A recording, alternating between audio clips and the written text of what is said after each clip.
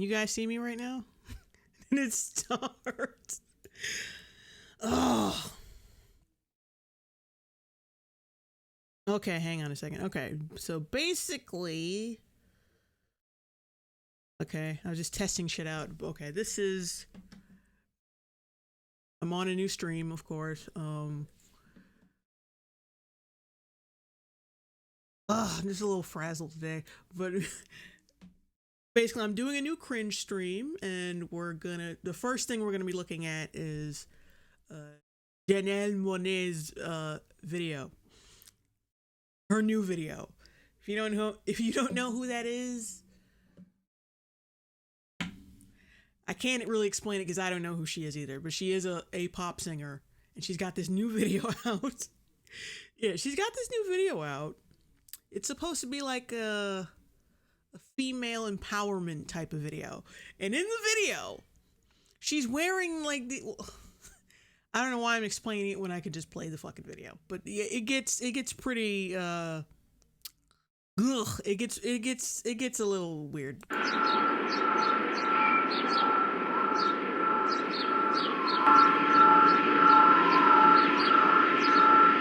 Oh look, it's a hover car. Okay. Wait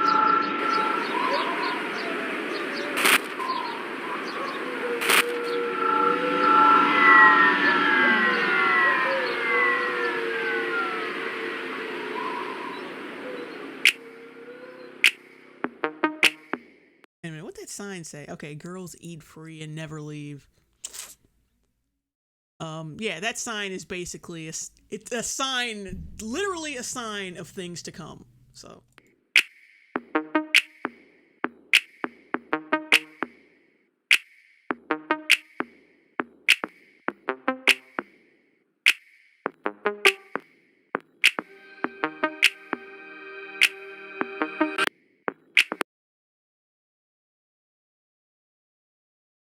Looks like the armoire from Beauty and the Beast. What? Why don't pop singers never do anything that makes sense?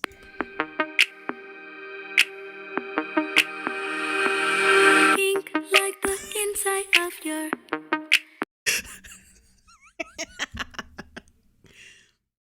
Well, you saw it. You fucking saw it. She's basically, yeah, she's wearing pussy pants. She's wearing pants that resemble a vagina. And it gets worse. It gets a little worse than this. I haven't seen the entire video, but I've seen enough to put this on my stream. Baby pink behind all of the doors. Crazy pink like the tongue that goes down. Maybe pink like the paradise found. Pink when you're blushing. Oh. I'm just I'm so tired. I'm so tired. I have no words for this. There just aren't any. I'm not surprised by anything that famous people do anymore. Inside, baby pink is the truth you can't hide. Maybe pink like the folds of your brain. Crazy pink. Oh. Why can't celebrities be normal? Why do they always have to be on the rag about something? Is this symbolic for like a really low-hanging labia or something? I don't know what the hell this is. Because everything in this video is symbolism for something. Oh. As we all go insane. So here we are in the car, leaving traces of us down the boulevard. I wanna fall through the stars, Getting lost in the dark is my favorite part. Let's count the ways we could make this last forever. Sunny, money, keep it funky, sexual, top it, let it down. Yeah, something like that. The song is fine. Actually, the song is actually pretty good. Just this video, like you had to screw up. You had to screw up your song with this video. Because now, whenever I hear the song, I can't get this video out of my head. The pussy pants, the pussy pants. They look like feminist. They look like weird feminist ballerina cowboys. It looks like the pussy pants are like, those fluffy cowboy pants you would see them wear at a rodeo. That's what those pants look like, except they're pussies. You get it? Yeah. And everyone, if you go to the comment section of this video, everyone is just enamored with it. Like some of it looks good, but yeah, the pants and what's coming up next, it just overshadows everything good about this video. Something like that. Yeah, cause boys school, if you got blue, we got the pink.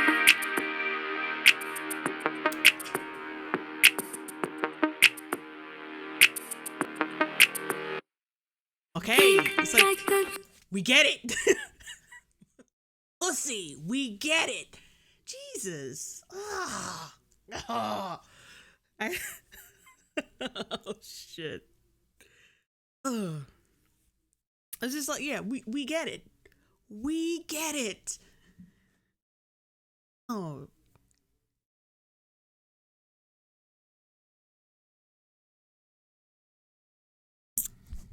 I don't see what the difference is between something like this and one of R. Kelly's videos. Because an artist like Janelle Monáe will swear up and down that this is female positive and feminist and shit, but like, you're vulgar. You just know how to space it out and how to dress it up and how to, how to market yourself. See, R. Kelly, like male artists who do shit like this, or they know how to they don't know how to market themselves. They just know how to, like, yeah, I like this because my dick likes it. So I got to put it in the video. So that's how people like Janelle Monáe get away with this shit. But it's just as weird and vulgar as a male artist video, like that like the Blurred Lines video, just a bunch of topless shit. Tell me what the difference is between that and this? There isn't. They had the weird sexual symbolism. You got the hoes. You got all this shit. It's the same thing. It's the same thing. It's essentially the same thing, but the difference is you can't do that as a male artist, and as a male artist, you can't be too sexual. Otherwise, people will. Because you remember what the whole controversy around Robin Thicke and that Blurred Lines video was. Even though there was no, like, if on the surface level, there was nothing really offensive about that video or the song. Okay, I'm rambling. Let's just. Tips around your maybe pink like the skin that's under.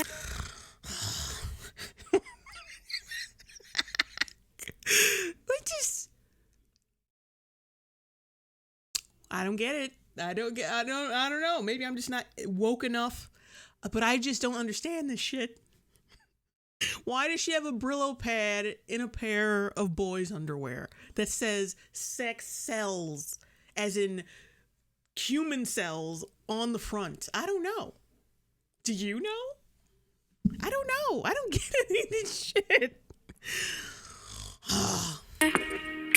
Baby pink, where is deepest inside? Crazy pink, beyond forest and ice. Wait a minute. Wait. Fuck. Wait a minute. Shit. Ugh. I'm bad at rewinding, guys. That's his great cosmic mother. Fuck you. I just hate this boost. It's like a guy saying his dick is like the hub of all power. Like, you're an arrogant prick. You're not.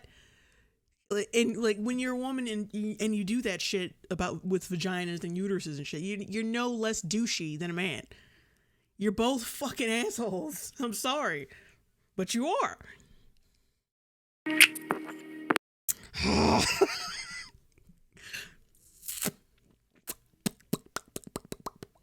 You know what?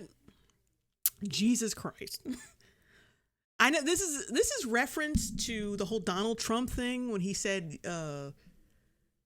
that, you know, basically billionaire groupies will let you fuck them, will let you do anything to them because, you know, they're so rich and they have so many connections.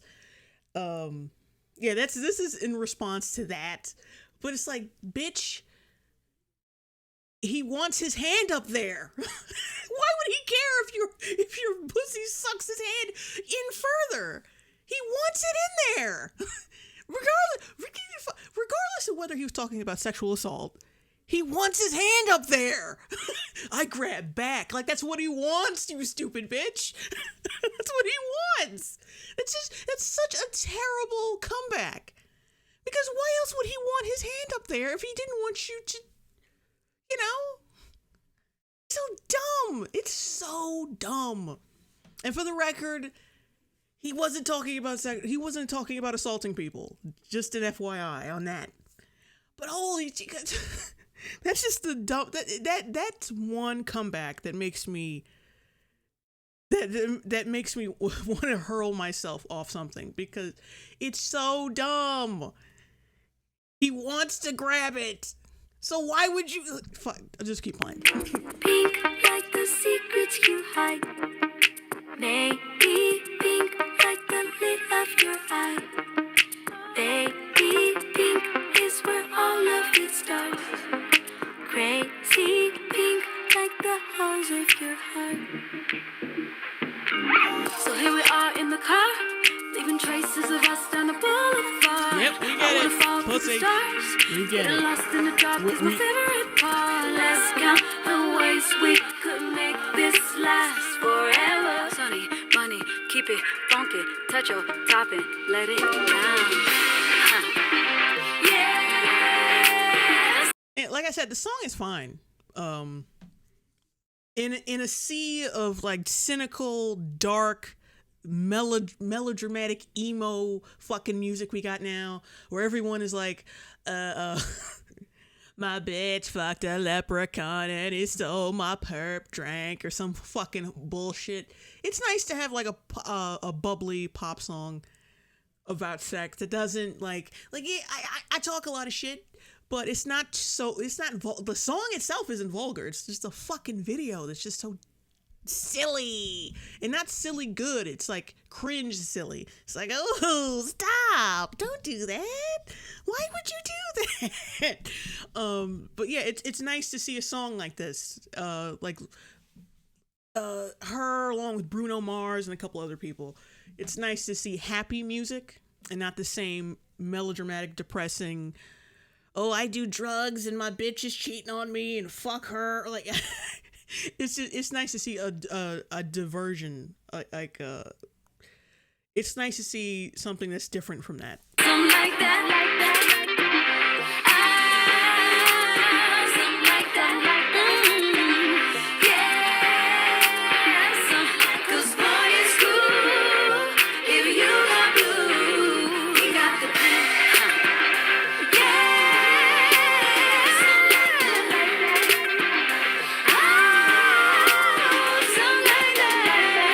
Why she got fucking? She looks like she has not Jin Kazama. What's his name? Yeah, she looks like she has Jin Kazama's shorts on.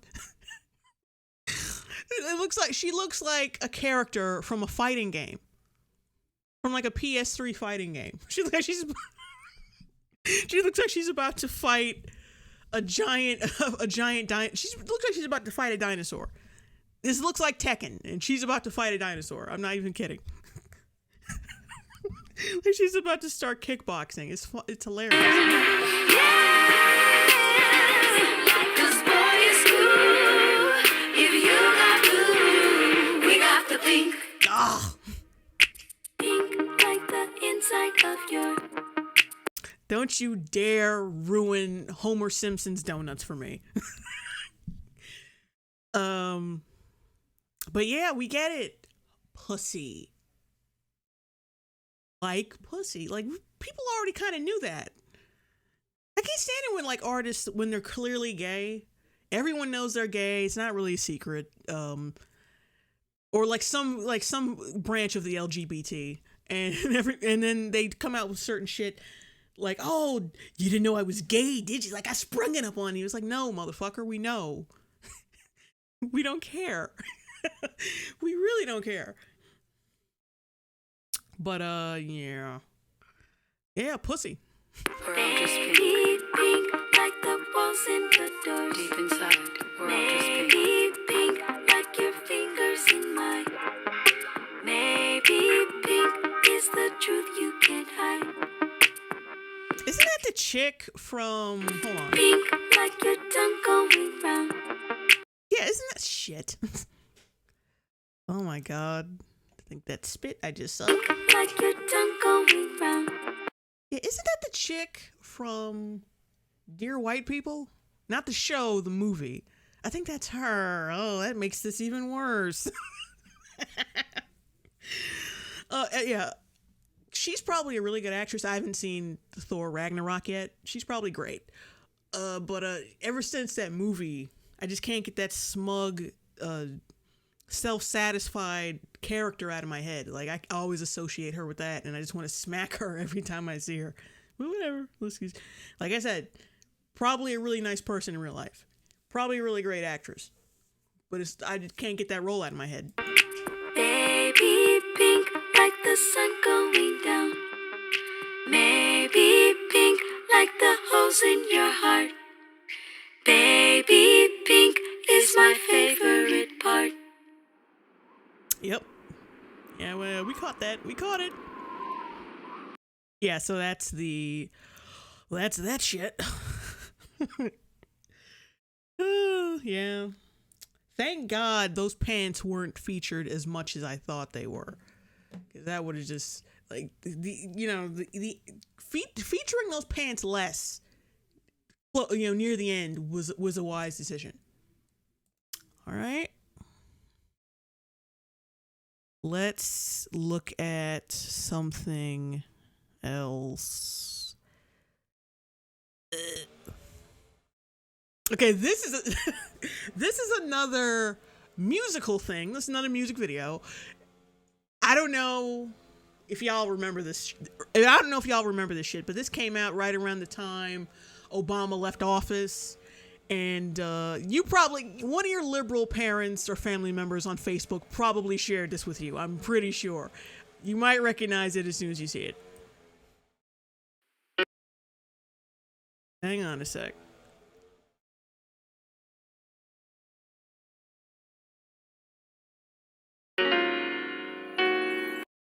It's so fucking funny. Because we're reaching levels of cuckoldery I never thought possible with this video. It's so good. Obama, Obama, wishing you the best when you go away. Yeah. He's even got overlays. That's just that's it. Like the brother's got a great fucking voice. He's really talented, but fuck. You dedicated a 4-minute, nearly 5-minute song on this motherfucker. On a mediocre president. Oh god. All right, hang on. Let me. There we go. That's better. All right, let's keep this train moving. Obama,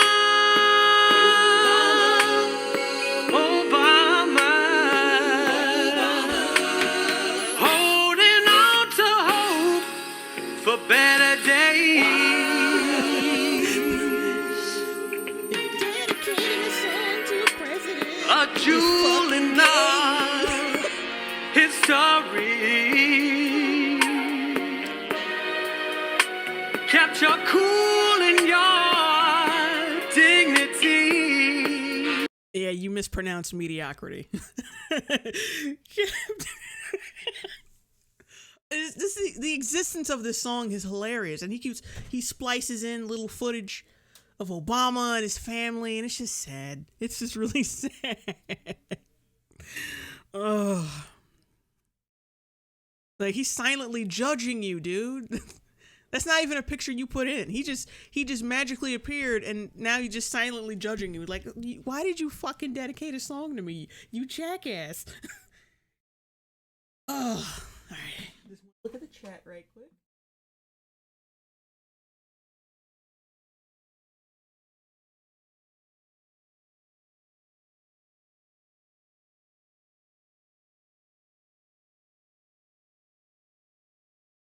Oh God. Anyway, all right, let's keep going. Beautiful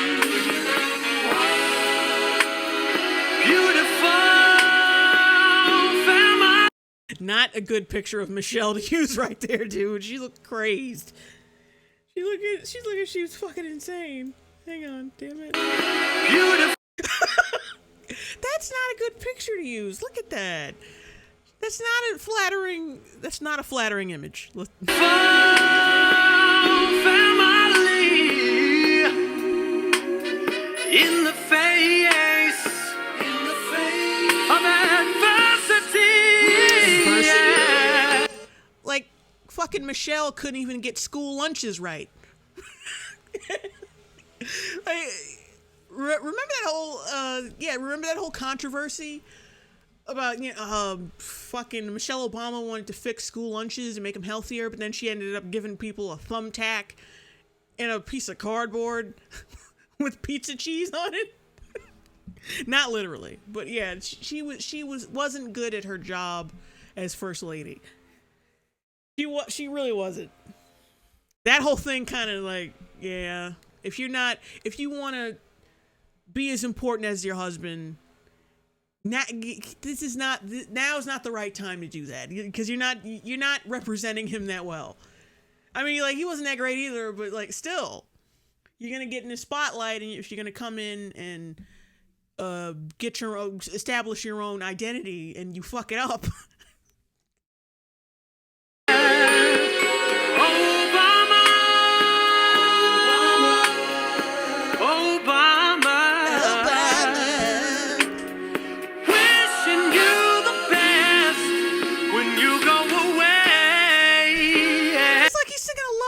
About his fucking side chick. Come back, bitch, come back.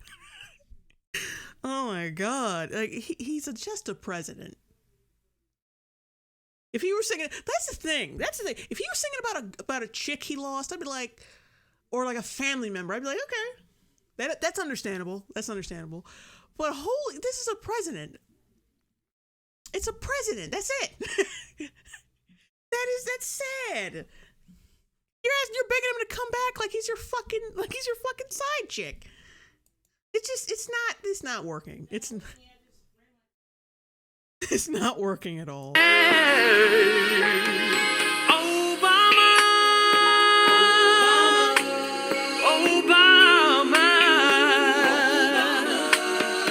holding on to hope for better days.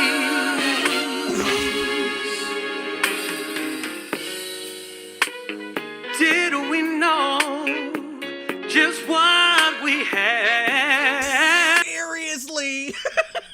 Did we know what we had? Motherfucker, what?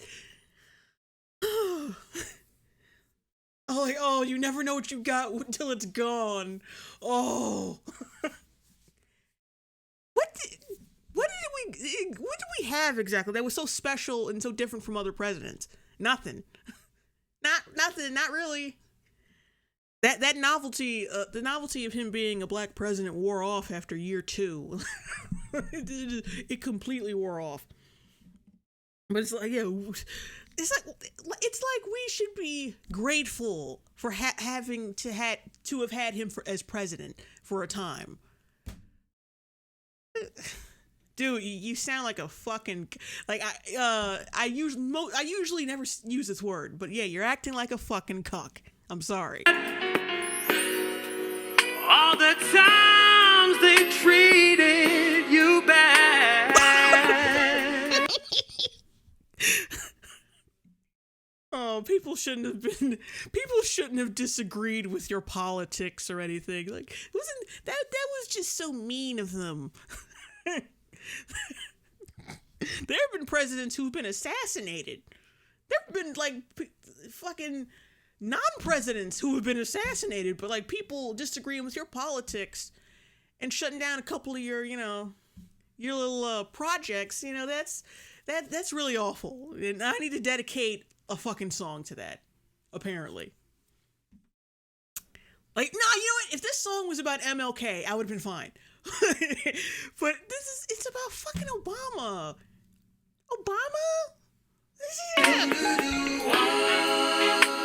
And refuse to open their eyes to the dream. This is the best cult song. Not cult song as in like it's only known by a few people. I mean a cult, like someone like a member of a cult came up with this song. Are you serious? Like, oh, they just wouldn't open your eyes. They just couldn't open their eyes to your brilliance. Are you kidding me? Are you kidding? This is too much. This is too much. Yep, his mouth is open. It's right where, that's right where Obama's dick was his dick was inserted, right in there. Oh God! How dare you compare him to MLK? See what I'm saying? How dare you compare him with MLK? Most people have the same fucking morals or the same views as Martin Luther King. So I have the same fucking values. Where's my music video? That's the most low expectation shit. Oh, you believe that racism is bad. You believed that racism was bad. Like, motherfucker, please. Obama.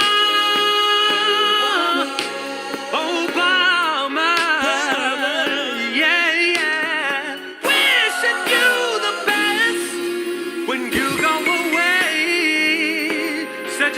He'll be fine. He'll be fine. I'm sure he's got plenty of money stashed somewhere. He's going back to a nice big house. I've driven past that house. It's a big fucking house. He'll be fine. He'll be fine. He doesn't need your support. I'm sure he was glad to get out of there, as most people were too. He'll be fine. Daddy will be fine. Gave us your all, Obama.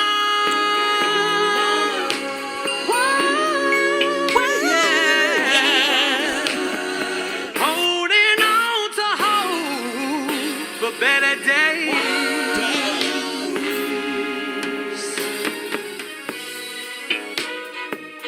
With all this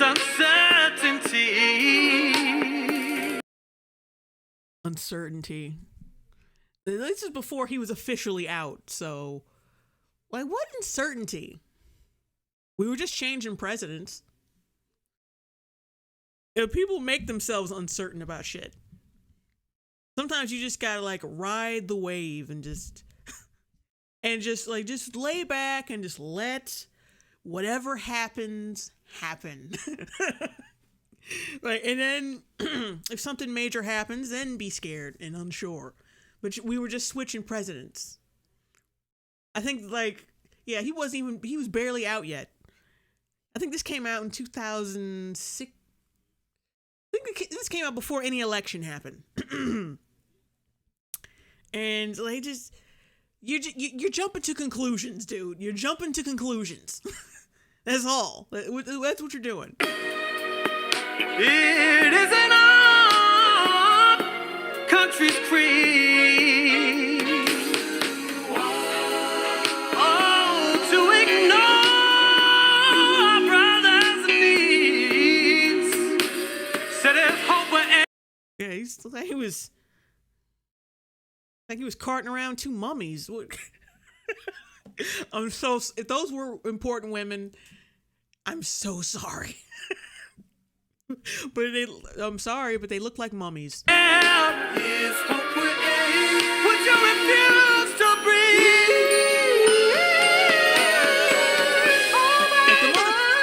Like, dude can spit. Like, he's really good. But this fucking song is just total cuckoldery. And the lyrics are pretty meh. It's nothing that Grammy, it's nothing that's worth a Grammy.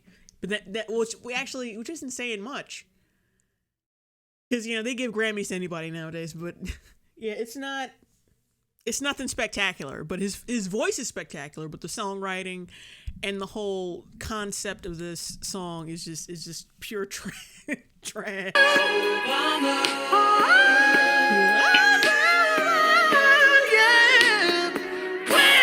Now he's at Hogwarts, I see. Send you the best when you go away. You gave us your all. Your all, meaning not really much at all.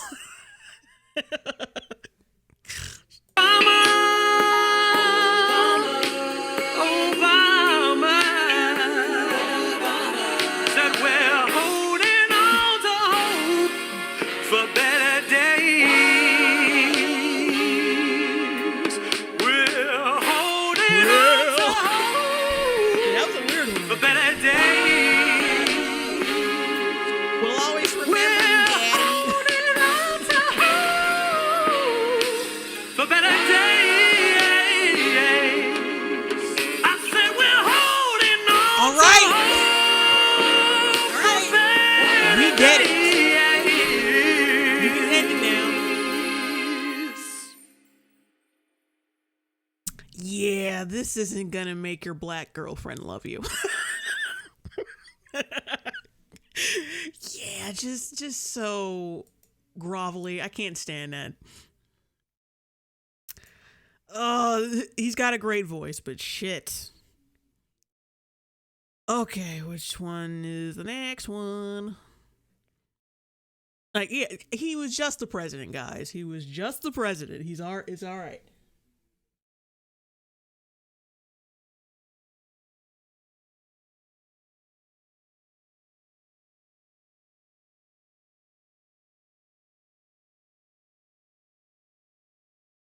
Look at the chat. I'm just the chat right quick. I can't answer any of them because I can barely fucking see.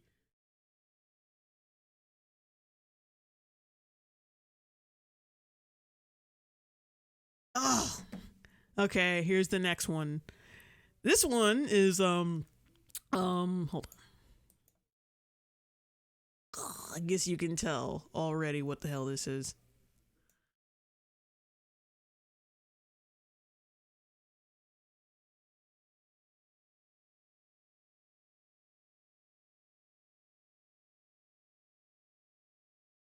I guess I can't move it right here. Okay, so this one is black women are being left out of the black women are being left out of the sexual harassment conversation.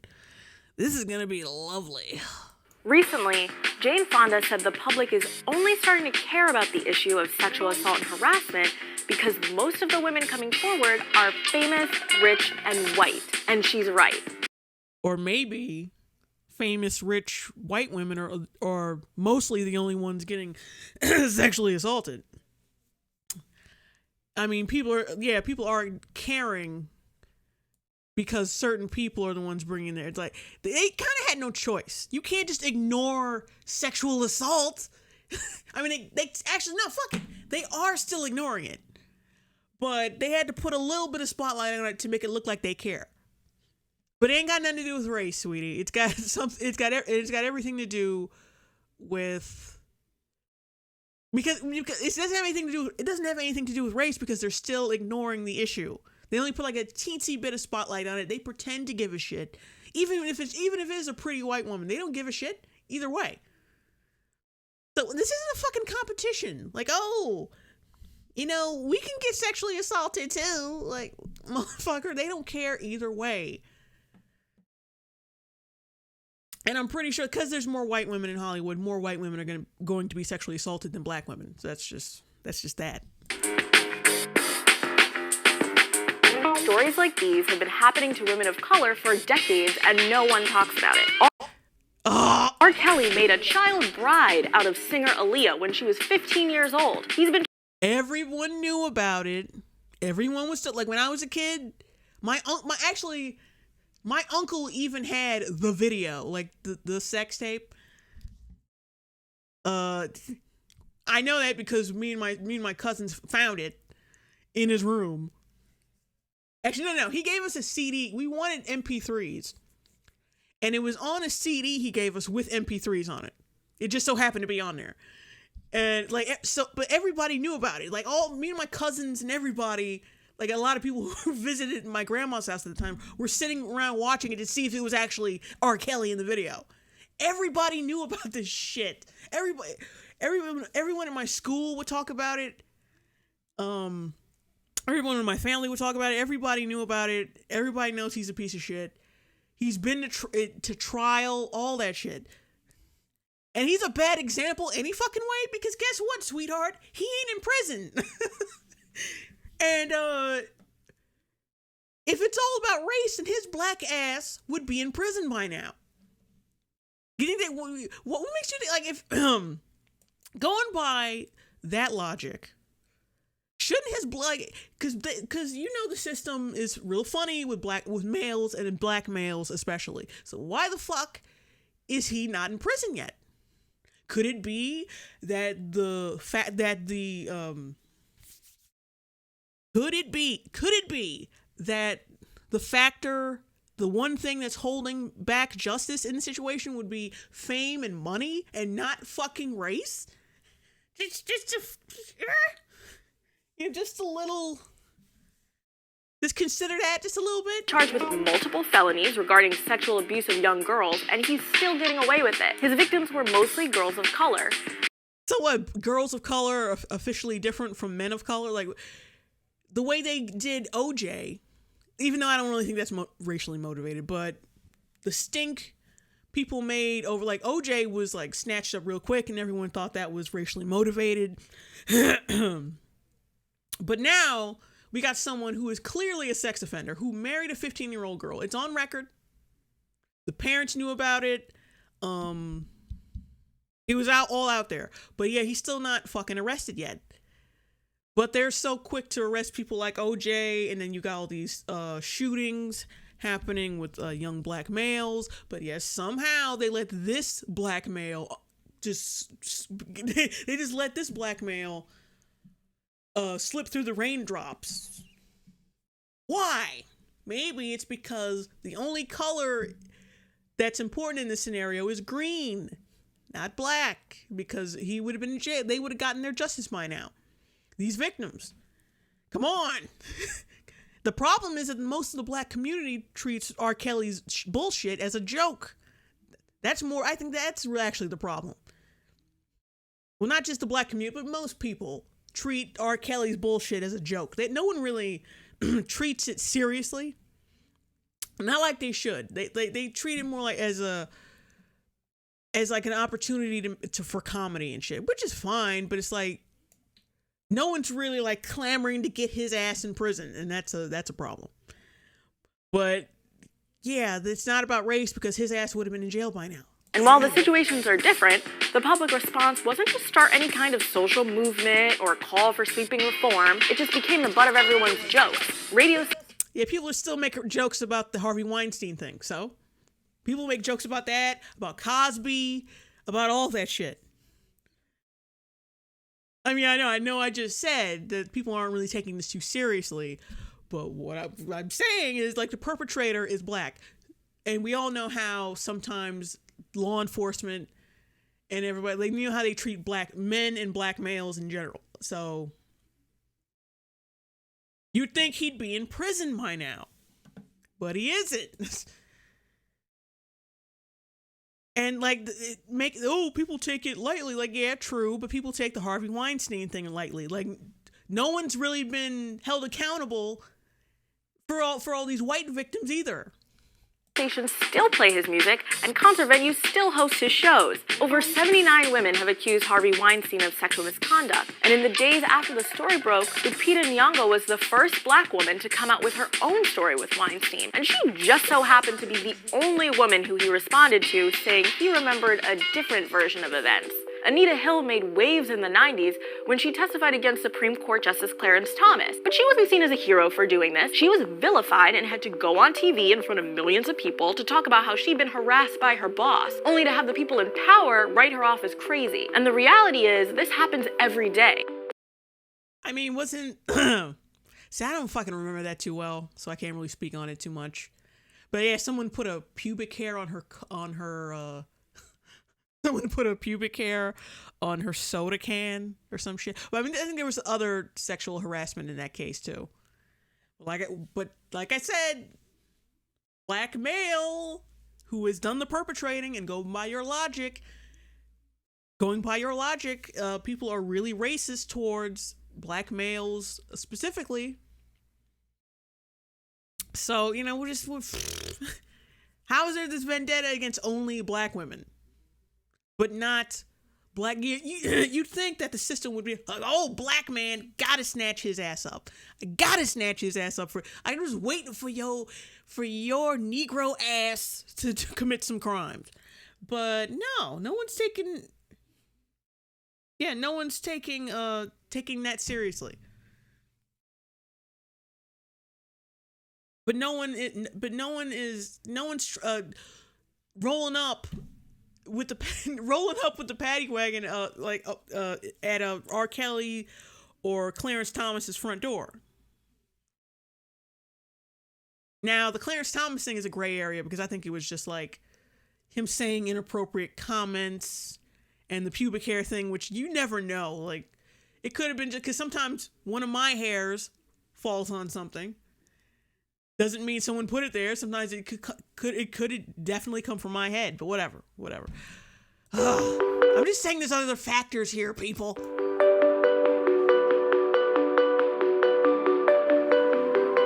These percentages are really just the tip of the iceberg. For every one black girl who does report her sexual assault, 15 don't. And can you blame them? A Georgetown University study showed that adults view black girls as less innocent than their white counterparts. So we don't have the credibility.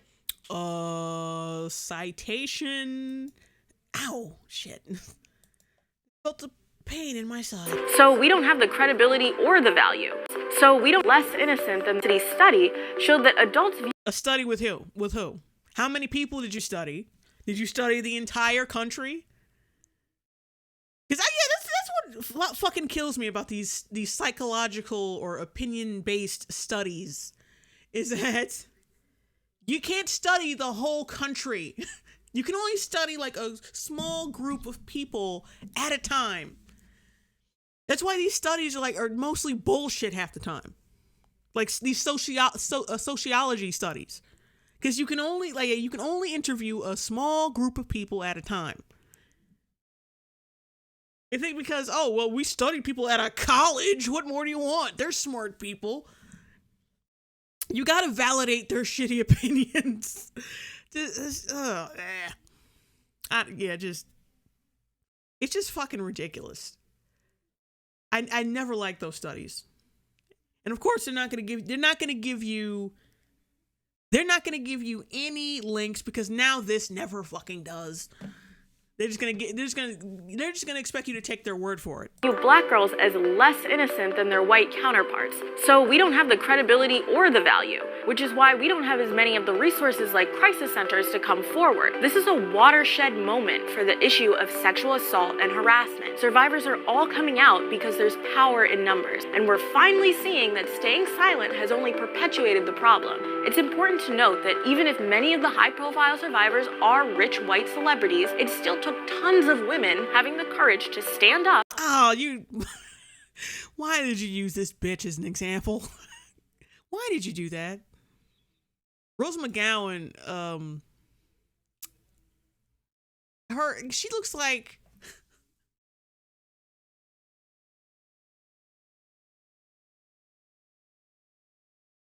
I just can't find the words, but like that's the wrong person to use as a figurehead for this movement. She's cracked out of her fucking mind. She could most likely just be doing this for publicity because the Charmed cast doesn't want anything to do with her. She's not really bringing in the roles anymore because, you know, she's not really that great of an actress, to be honest. So and you should see how she acts in interviews. She's batshit. Complete batshit. And publicly come forward her too. with these extremely personal experiences for the world to pause and give them the mic. But while we're starting these new movements and having these conversations across countries and governments and industries, we have to remember, if we want to make change, we have to do it for all women. But see, that's the thing. All women have to step up. Yeah, only one black chick came out to say anything against this shit. One. Like, the only reason why people care is because all the women are rich right now. People don't really care. They had to put some spotlight on it because they had no choice. And it's whose fault? It's nobody's fucking fault that some of the victims who may be black aren't coming forward. They have to come forward in order for someone to stand up for them. Because right now, like, yeah, they're standing up for all women. It's just all the women who are standing up happen to be rich and white.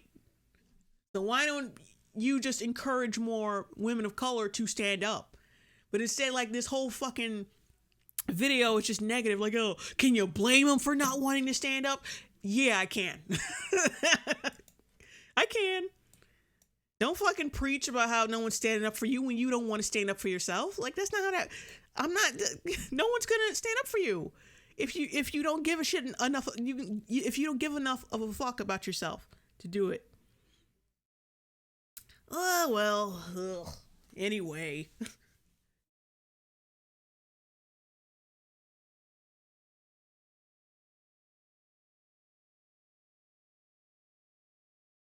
All right. Ugh. I guess the next one is marijuana is racist. That one. Oh, God.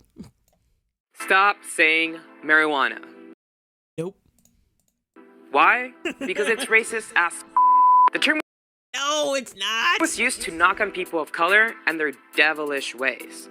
Now, the word Yeah, used to.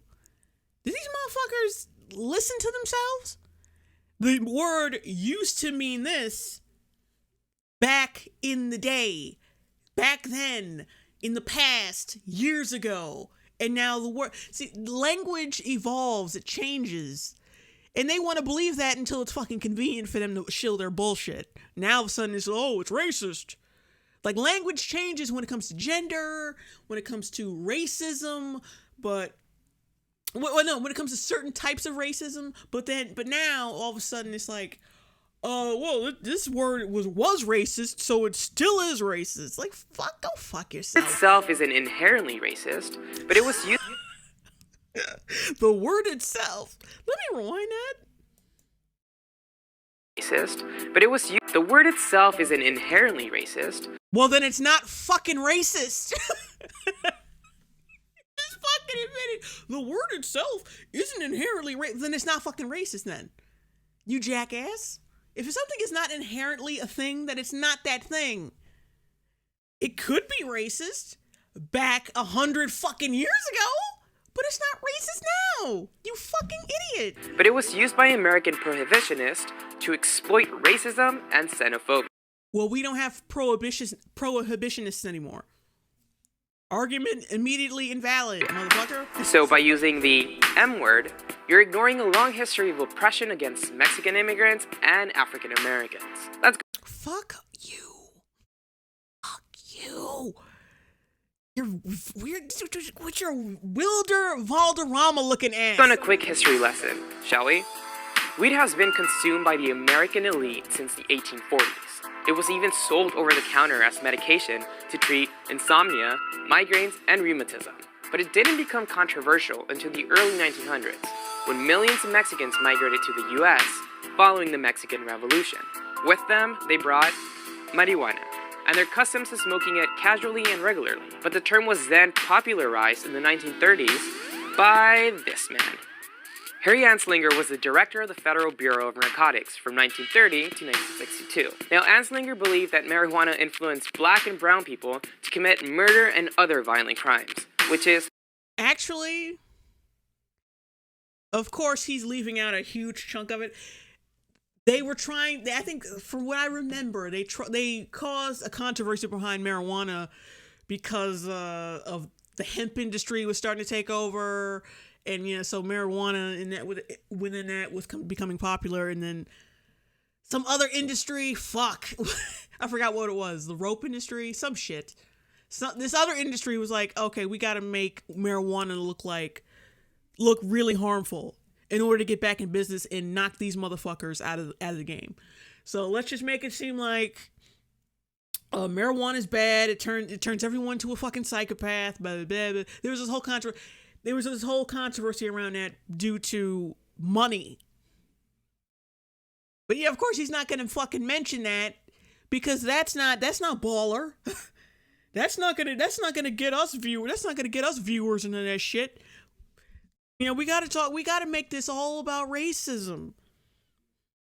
Because because people are reactionary and stupid.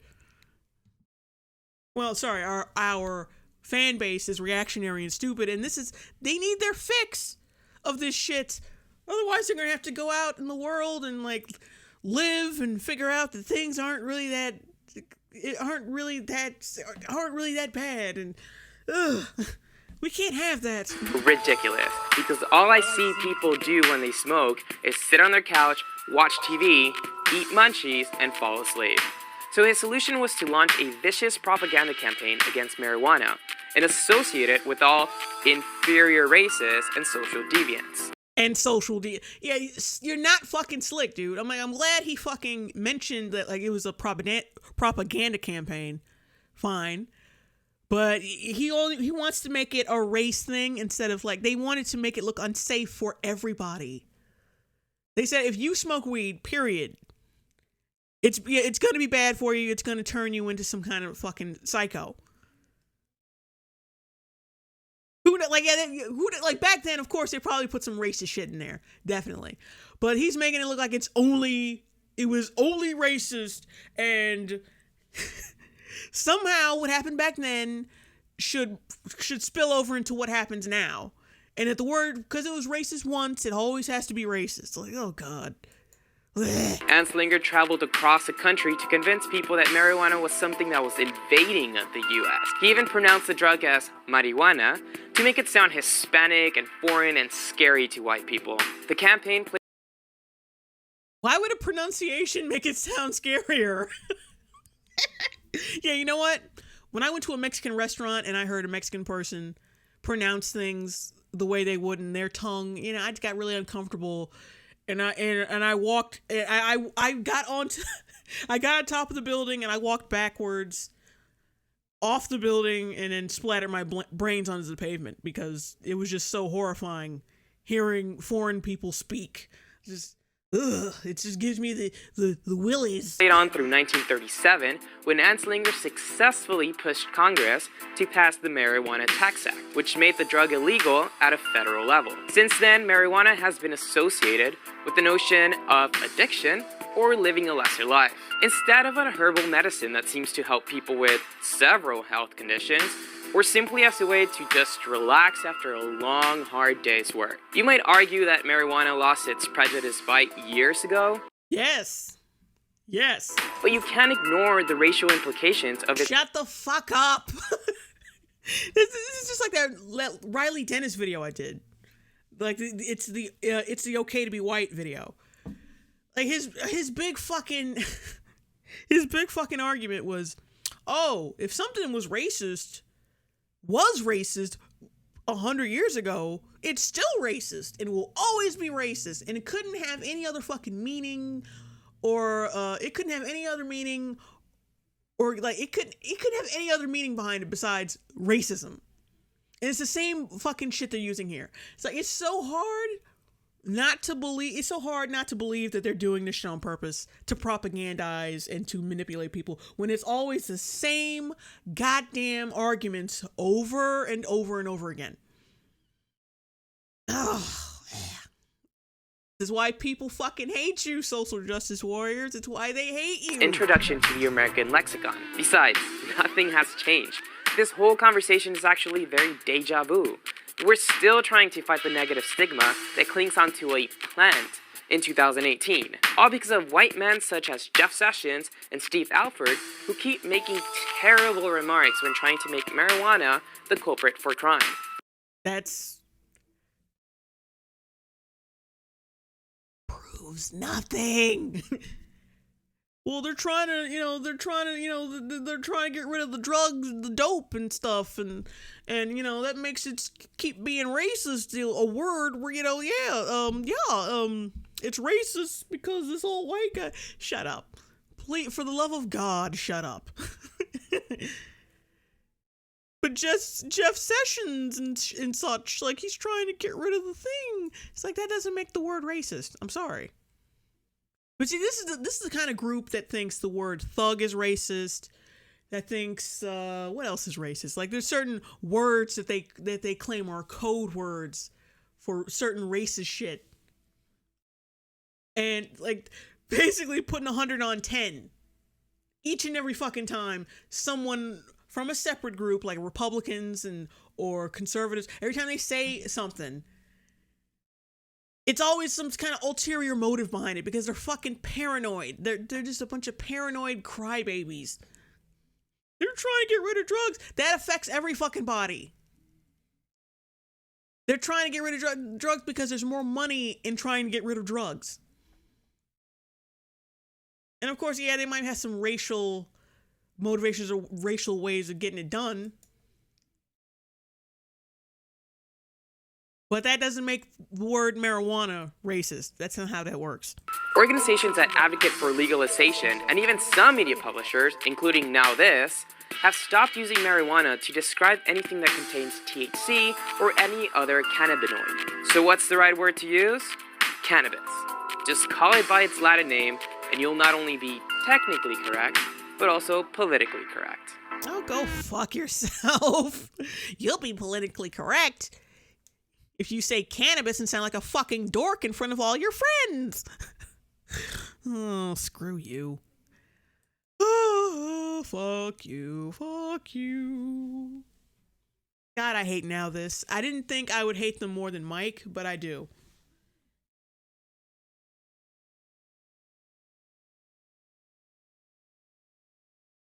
I think I might have another one. I was only supposed to do 4, but I might have another one.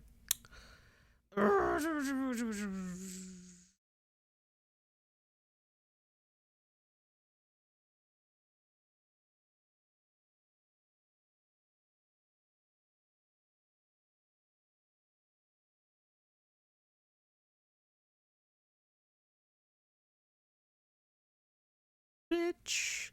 What do we got here? What can I put in here?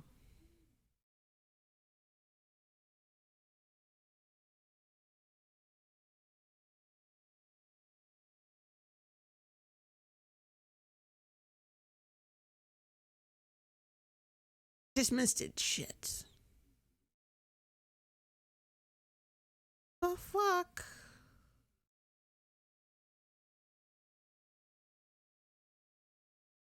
Oh wait, here it is. Here it is. My bad.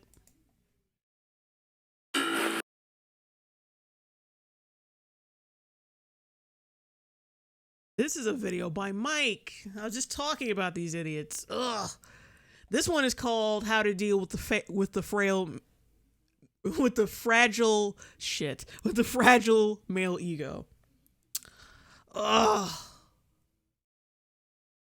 I can't wait for this fucking bullshit. I meant to do a video on this one, but I was like, fuck it. It ain't worth it. Fuck Mike. Chief, we've cleared the building and located the bomb, but I've never... Oh, it's that squarehead motherfucker. It's the motherfucker from that whitewashing video I did. Why is his hair like that? Well, his hairline... Like his hairline is basically turning his hair is slowly turning into an island. His hairline is jacked up. Either he needs to start combing his hair and filling that shit in, or he just needs to shave it off, because that hairline is trash. I don't know how I'm gonna defuse this. Ain't no lady bomb squad gonna stop me. Allie, this bomb's attached to his fragile male ego. Any challenge to his masculinity in this place will go up in smoke, and you could die. You mean... Jesus.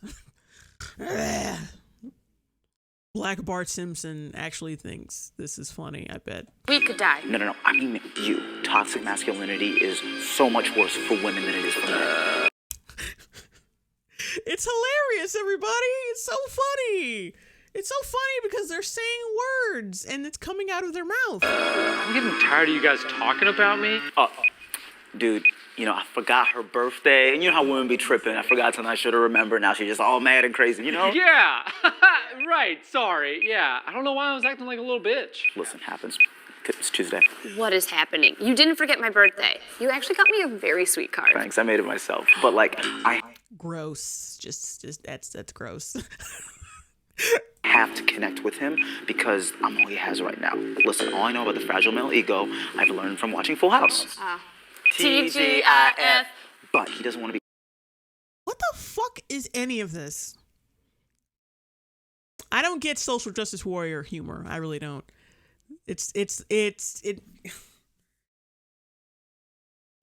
unfunny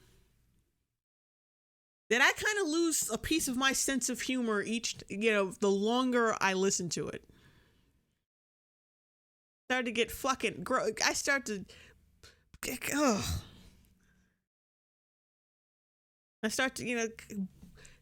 break out in hives. It's really bad. Called a sissy, beta, or pussy. Hey! Not my words, theirs. Pussy is, you could kind of say that over time people kind of use it in association with vagina, but pussy is short for pusillanimous, I think it is, which means weak character or some shit like that. It's not a fucking sexist word. And if you think it's a sexist word, you should probably grow up. He's a man's man. He's been... And, stop being a pussy. Basically thinking the word pussy is sexist makes you a pussy. Ironically. conditioned to be a man since day one. He's not ready to be vulnerable. When you women are done gossiping, can we just settle up and just move on a merry little way? So basically I have toxic masculinity because I think the same thing he does. Just get the fuck over, just get on with this shit and defuse the fucking bomb and knock it off with this laughing bullshit because it's not working. What's your tone? I mean, is woman a dirty word to you? Careful, Allie. I need to know. Oh, come on. I mean, please. Whatever I'm gonna say to you, you're just gonna get pissed. And then I have to deal with your little friends that are just gonna go around and call me sexist. And then I know about your little woman circles where you sit around and you complain that porn is bad. And then a woman saying hey, if you hit me, I'll hit you back. Am I supposed to and as a woman, sometimes as a woman, I feel just don't relate to this shit at all. Like being offended by everything that comes out of a man's mouth, or something that everything that's brusque that comes out of a man's mouth, and I'm supposed to be like, like shut up. Shut up, like not okay, just because a dude says like, I knew from day one of as soon as I started hanging out with dudes that they were different from me, that they were more rustic and a little more playful, more aggressive than I was, and that's fine. And then like you got chicks like this, or like this, you got sensitive ass chicks like this or whoever coming around saying, "Oh no, you can't. The way you were born, you just can't act that way," because it makes me a complete pussy, completely uncomfortable, like totally uncomfortable. And it's just like, well, you entitled, self-involved twat, get the fuck out of here. Coca, you trying to die right now? Okay, this isn't a trap. Maybe we just got off on the wrong foot. Let's start over. That's just how adults handle negative social situations. You were being an asshole, and he responded in kind, and now you're yeah, that's just how adults work. That's not toxic masculinity or having to sacrifice your womanhood. When you apologize for being an asshole, that's what you're supposed to do. Like, I'm sorry as a woman that you might have to, I don't know, act like a human being, but but yeah, you gotta. It's hard, but you gotta. You sorry? Yeah, I'm sorry. Cool. I guess I was being a bit of a dick earlier. I think I misinterpreted my friend Beth when she sent me home. All right, cool, right? All right, so everyone, we're just gonna go back to our places individually, alone. Okay, so what does this video prove? That, because like I said, if social justice warriors were making fun of themselves and being totally self-aware, this would actually be, it wouldn't be funny because it's just not funny, but I would still understand where they were coming from. But like, he's supposed to have toxic masculinity and he's a bad person because he doesn't like being talked down to. Ooh, oh, okay. I guess, we all got toxic masculinity then. And you're this special little soul that everyone is picking on.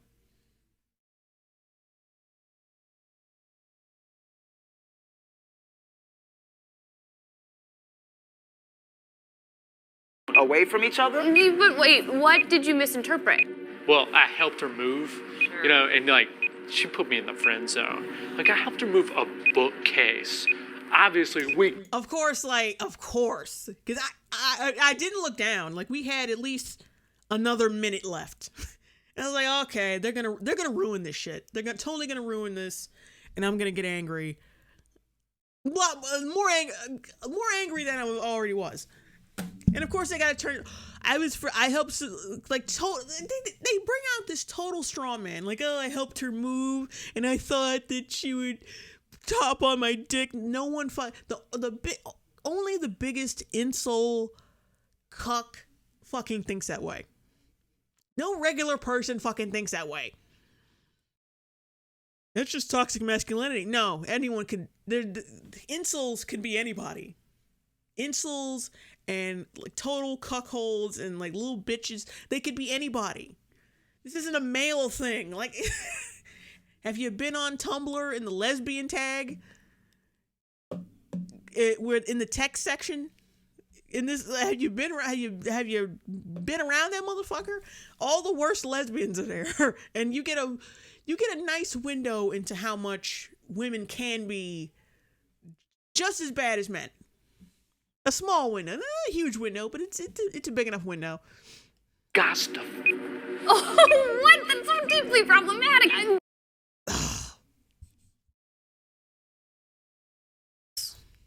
Beth doesn't owe you anything. Oh, you anything?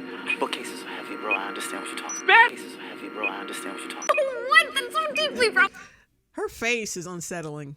It upsets me. Problematic. Beth doesn't owe you anything. wish I could zoom in. Oh boy. Can I? No, I don't think I can zoom in. But she looks like a fucking bridge troll. Like, just picture her with a beard and one of those like little hats, and she looks like a troll. She's not pleasant to look at. It's factual. This is totally factual. The more unpleasant a person is, the uglier they are as a person in the inside, the uglier they are on the outside. Who knows? Like, if she wasn't working with Mike, maybe she'd be a lot more attractive. I don't know. Anything. Oh, you anything. Bookcases are heavy, bro. I understand what you're talking about. Bad enough that I got blue-balled by Beth. Now I gotta be lectured by this stupid guy. Okay, hey, dude, look, you're looking hella swole. Good brain in that head, a good hairline. But you real great. Oh, you are so not helping right now. Yeah, that's just gay. That is just really gay. That wasn't dudes complimenting each other. That's just gay. Wait, let me rewind it and make sure I heard that right. Good brain in that head, a good hairline. But you real great. Oh, you are so. Yeah, that's gay. That's just gay. Nobody talks to each other. Nobody with an unrequited love going on between them talks to each other that way. No two people talk to each other that way unless there's some kind of would-be romance. Why the fuck would you say that? That is just two bros do not fucking talk to each other that way. Oh god. Not helping right now, and you know what? I'm tired of shrinking myself because your masculinity is toxic.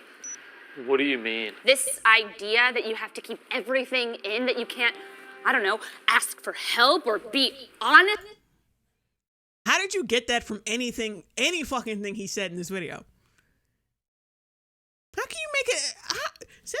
That's the problem with stereotypes and really bad archetypes and shit like this, because they then try to do an analysis and they can't do it because they've simplified it to nothing but a straw man. How the fuck can you even analyze a straw man? You can't. And you think this makes you look smart, and it doesn't. You just highlighted how much dumber this video is. How your video's concept, you just highlighted how much dumber it is. About your feelings?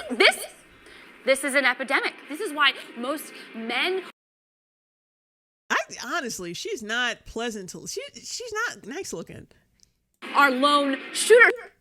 This is why more men are incarcerated for violent epidemic. This is why most men are lone shooters. Why more men are incarcerated for. The first school shooter was a woman, by the way. For violent crime. Who was also a lesbian, weirdly enough. Yeah. It's like most men don't ask for mental health for violent crimes. Like most men. Now, like, more men are in prison for violent crimes because people take male violent crimes a lot more seriously than a woman committing a violent crime.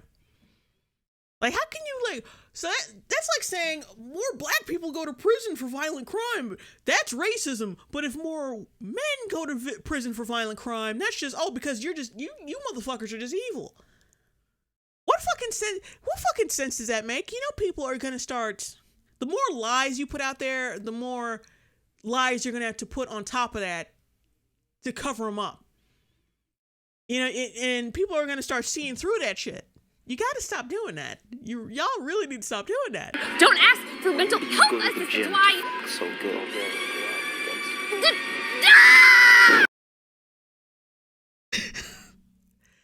Because you're a whiny bitch. No one wants to listen to that shit.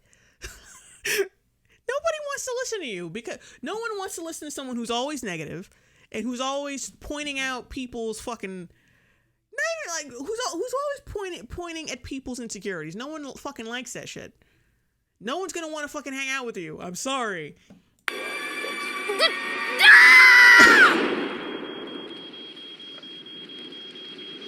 What? Like that was my fault? It wasn't. It literally fucking wasn't. Yeah, that was awful. That was really awful.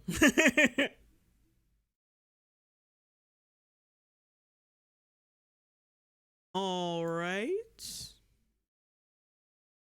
And maybe I can do one more.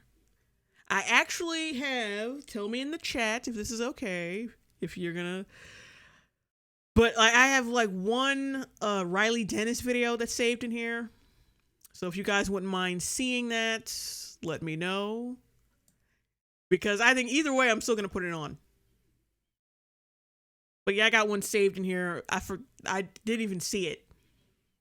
This is a totally different one. This is about basically Riley. He's talking about how transgender is not a mental illness. So you know that's gonna. I have no fucking links or any. Don't even, like my streams are usually never intellectual at all. So I don't have anything to counteract his claims, but still, so I can counteract enough of them. Lots of people like to make the claim that being He shouldn't put so much light on his face. His face is scary. It really is. And the wing-tipped eyeliner is just no. And this is when he still had that Adam's apple, which makes it a lot worse. The claim that being transgender is a mental illness. Some of these people just straight up hate trans people and use mentally ill as a derogatory meant to insult us. But some of these people have good intentions and say that being trans is a mental illness because they know that many trans people need access to hormones and surgeries to feel okay. It is a mental illness. Otherwise, you wouldn't need surgery and Otherwise, you wouldn't need surgery and therapy to feel okay. What do you go to a therapist for? For a mental illness. You don't go there over something that's just a mild inconvenience. Yeah, some people have just like little quirks they want to get rid of, but being trans is not some little quirk that you can be talked out of. You can only talk to someone to better understand it, and surgery. None of these are like a cure-all. Like surgery and shit, it's not a cure-all. It's just something that'll make you feel comfortable with what you got until someone does come up with some kind of cure or pill or whatever. But yeah, it's a fucking mental illness, dude. It's a mental illness. If you treat it like it's any other thing, then like you have in utero, your brain has a fucking disconnect from. Oh, I forgot what the fuck it was. But your brain disconnects from something that's supposed to determine gender in your brain. How is that not some kind of fucking illness? How is that not an illness in some way? Or at the very least a disorder. Come on. I think Riley genuinely believes that he's like a different gender from both men and women.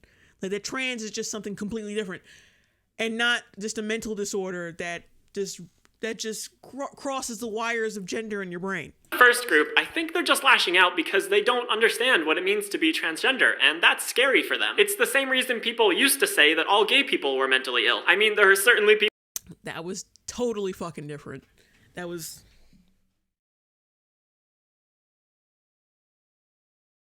Shit. Well, see, they used to say the gays had a mental illness, so clearly they're only saying we have a mental illness because they hate us. No, you have a fucking mental illness. There's been no, because over the years, the reason why, you know why that changed? Because over the years they realized there's nothing that causes some kind of defect that makes someone gay. That's why. But there's a lot of fucking research on trans people that suggests that having dysphoria, like that dysphoria is a mental illness or some kind of illness. Just stop. Just fucking stop.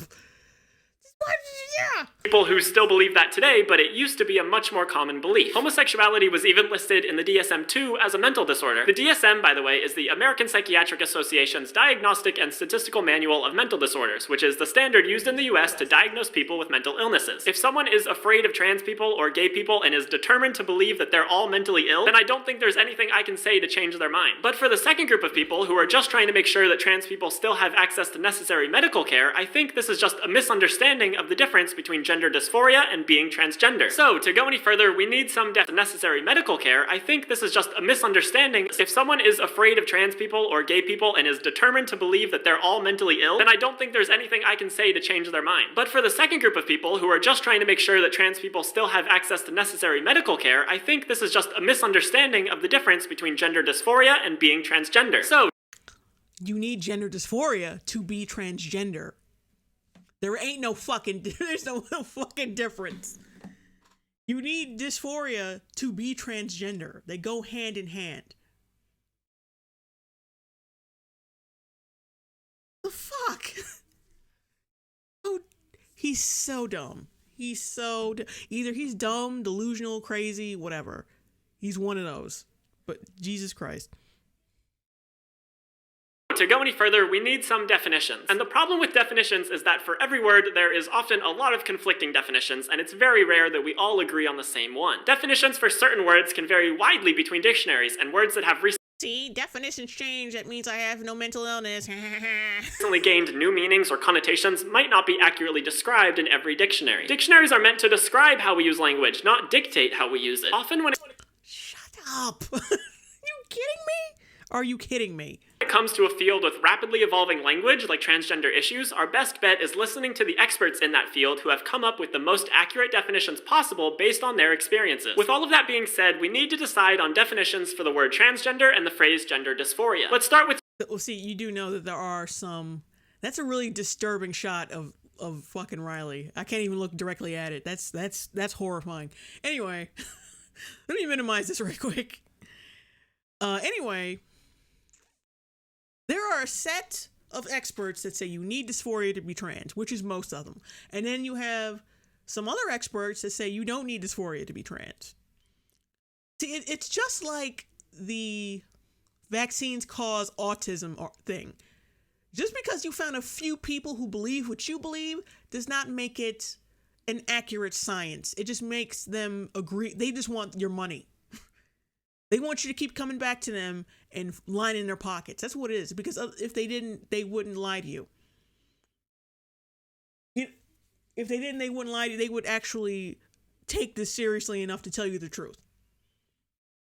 So if you keep bouncing from shrink to shrink to shrink to hurry up and hear what you want to hear, and not what you need to hear, then you're gonna have a serious problem. You're gonna get worse. You're gonna get a lot worse. All right, let's hurry up and pause this because I can't stand looking at this still anymore. Transgender. This is the Oxford Dictionary's definition of transgender, denoting or relating to a person whose sense of personal identity and gender does not correspond with their birth sex. You'll notice this definition doesn't include any kind of binary, which leaves room for non-binary transgender people. It doesn't have a fucking binary because they're talking about both sexes. Why would they do...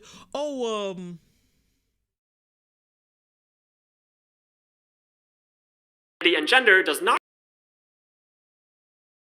They just said birth sex. That's about it. Like, it's just simple. Like, they're not... Sometimes people just say certain shit to shorten what they really want to say. That doesn't mean... Oh! Okay, so you said... Sandy wants to go to the beach instead of she wants to go to the beach. Clearly, you see Sandy as a non-binary person, right? No. It just means I didn't refer to her fucking gender. That's it, motherfucker.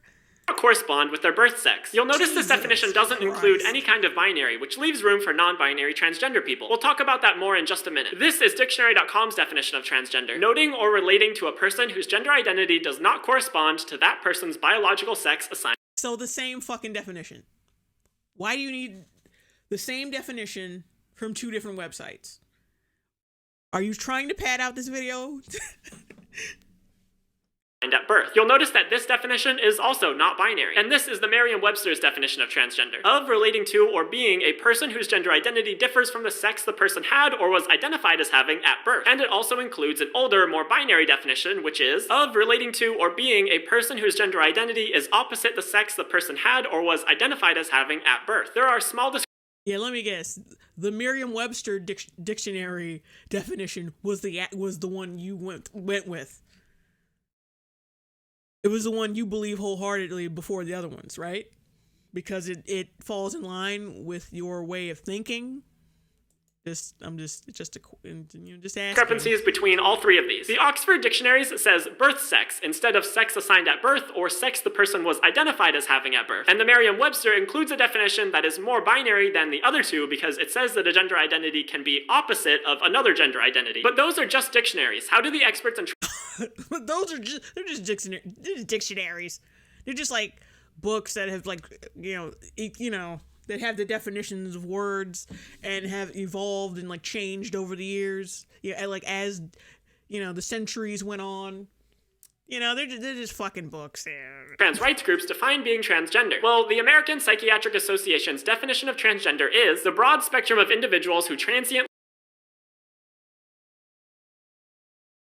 I love how he blurred out the part that says gender dysphoria as a general descriptive term refers to an individual's affective cognitive dissonance with the assigned gender, but is more specifically defined when used as a diagnostic category, some shit.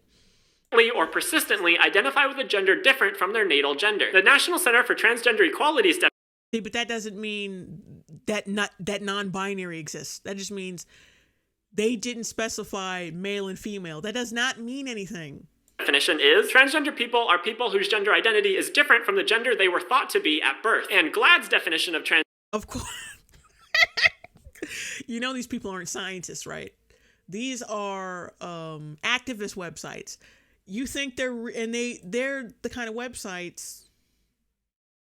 They're the kind of people who need profits and like donations and shit to keep being funded, and they can only do that if they keep pandering the same ideology that a lot of trans people have in order to gain more support. So yeah, I'm not surprised that they have your definition of transgender on their websites. Not surprised whatsoever. And plus, fun fact that Riley Dennis actually was at a GLAAD event not too recently, like a few months ago. Just saying.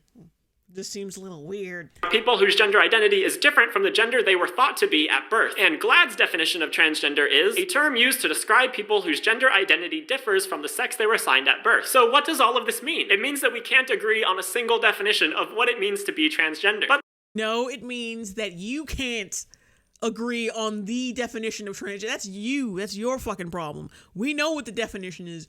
You don't know what the definition. You don't want to know. You don't want to accept what the actual definition is. We all know what it means. We've all agreed on it. You need dysphoria to be trans. Dysphoria is a mental fucking illness. It's just you won't fucking accept that shit. And you have subscribers to pander to. That's what that means. These definitions do all have a lot in common. Most of them agree that being transgender doesn't fall within a binary, which means that non-binary. Wrong. It fucking means just because they don't specify male and female does not mean that there are more than two genders. That's not how they work. How much did you have to stretch to make that fucking reach? Seriously, you reached further than Jordan's arm in Space Jam. You're reaching a lot right now. It's so aggravating. Binary people can be transgender because they identify with a gender that is different from the one they were assigned at birth. Most of these definitions agree that a person has an assigned gender at birth rather than a gender they were born as. And all of them agree that it is a self-identification. It's a way that people identify themselves. So I would argue that the best definition of transgender is an umbrella term used to describe people who don't identify with the gender they were assigned at birth. And now that we have a definition for transgender, we need a definition for gender dysphoria. This is the definition given by the Oxford Dictionaries, but the problem with this definition is that it's binary. It says that I don't accept this because it doesn't adhere to my magical fairy dust fucking gender. This definition is trash because it doesn't say what I want it to say. Even though the Oxford Dictionary is pretty you do know these dictionaries, I'm pretty sure, are updated regularly. Like, I think, every year, right? And I'm sure, like, they go around, I think they go around and I'm sure ask different countries what this means and what that means. Like I said, I'm not an intellectual. I don't know shit. So I'm just like, it's just a hunch. But I'm sure it's an overall understanding of what words mean. It's just not, they're not, the Oxford Dictionary isn't trying to fuck with you, Riley. They don't have some kind of vendetta against you. Sometimes shit means what it means. And that's it. People can only identify as male or female, and it positions them as opposites of each other. We'll get more into the binary stuff in a second, but first let's look at a couple other dictionary definitions. This is the Merriam-Webster definition, which doesn't use binary language at all and calls gender dysphoria a distressed state or a psychological disorder. That means one dictionary used the binary because what the hell, and then the other one didn't because they wanted to make their definition look different from another website, or they just didn't want their shit to look, they just wanted to shorten it and make it a little more refined. That doesn't mean, how did you get non-binary from that?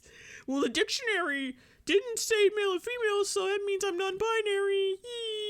You're so dumb. I mean, like, yeah, Riley Dennis identifies as non-binary and transgender, which is an oxymoron, which makes no sense. It's an oxymoron.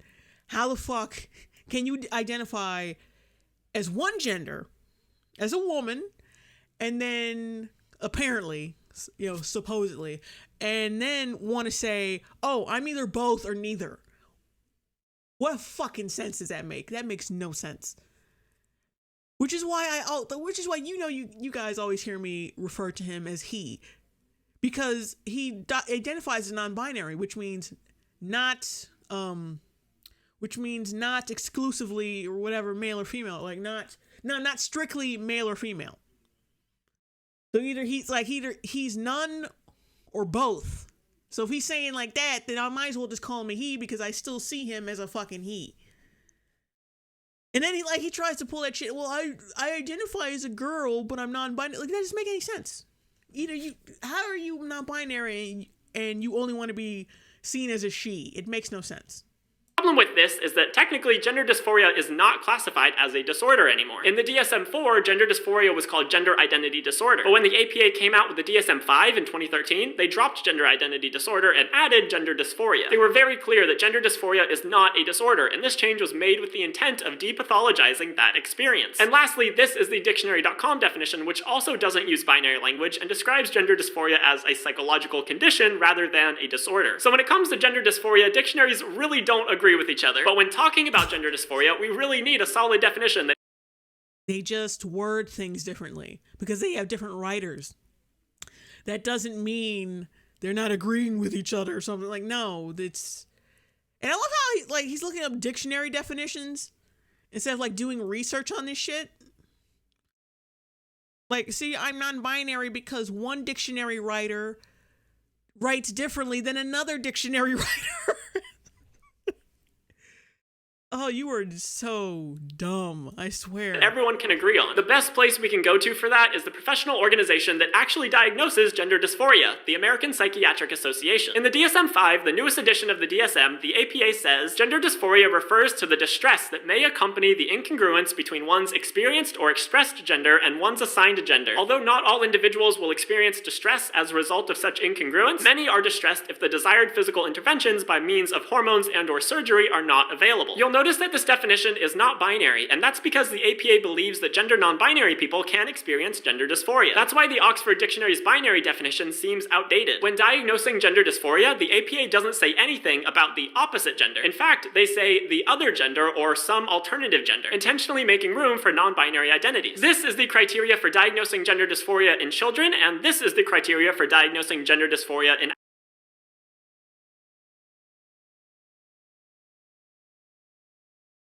All right, let me read some of this right quick. Disorder. It calls it a disorder many, many times in here. Like twice already. There's on transition. Time desired gender without legalization.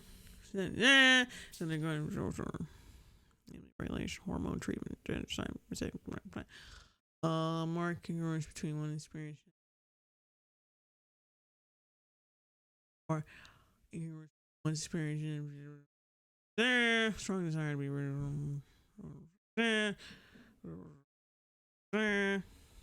strong conviction that one typical feelings or the condition associated. See, but it calls it a condition and a disorder several fucking times in this. But I bet you he won't even acknowledge that.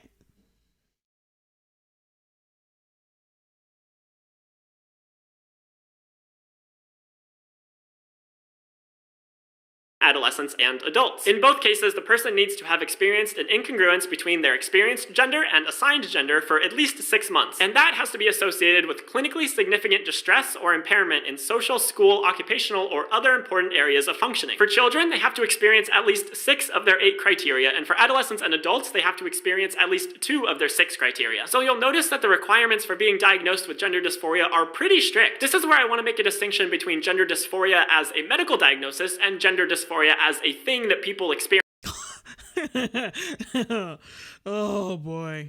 Because you can have feelings of gender dysphoria without hitting all of the criteria for a diagnosis. For instance, if Yeah, keep telling the fucking kids that so they can fucking diagnose themselves and fuck themselves up. Yeah, go ahead, Riley, you fucking dumbass. If someone has feelings of gender dysphoria for less than 6 months, they won't be diagnosed. If someone feels distress, but not a clinically significant amount of distress, they won't be diagnosed. But that feeling of distress, whether diagnosable or not, is gender dysphoria. So let's set aside gender dysphoria as a diagnosis for a second and just talk about gender dysphoria as a thing that people feel and experience. Here's the APA's definition again, and this is where I need to clarify another thing. See, like, Riley likes to, like, ignore, like, the why they feel that way. Because it's a fucking mental disorder. Which is disorder, I think, is just another word for fucking illness. Just because they word it as mental disorder instead of illness does not make it any less of an illness. It's like I said, Riley is like, it's just, like, oh, it's not worded the way I would hear it, like how other people would hear it, so it's obviously not that thing. I really think that he's got a couple more disorders up there. Ugh. I think a common misconception when talking about gender dysphoria is that people think it means the incongruence between your experienced gender and assigned gender. However, it's really talking specifically about the distress associated with that incongruence. So, as the APA says, you can experience an incongruence between your... It is a fucking... It's a detachment between, like, your birth gender and the one your brain. It's a detachment between what your brain between your brain and your birth gender, basically. You can think you're a girl, but you were born a boy because of that detachment. Yes, like, that's what dysphoria fucking is. It's not just the feeling of discomfort, but it's also the detachment that you get in utero, you fucking asshole. He's basically trying to separate the two, because conflating the two would be like, oh, acknowledging that it's an illness or that it's a disorder. And you need to keep the kids stupid and confused if you want to keep making that YouTube revenue. Experienced gender and your assigned gender without experiencing distress related to that. And that's why there are some trans people who don't experience gender dysphoria, because they feel an incongruence between their gender and the gender they were assigned at birth. You need dysphoria to be trans, sweetie. You need dysphoria to be trans. That's basically the entire, in the entire...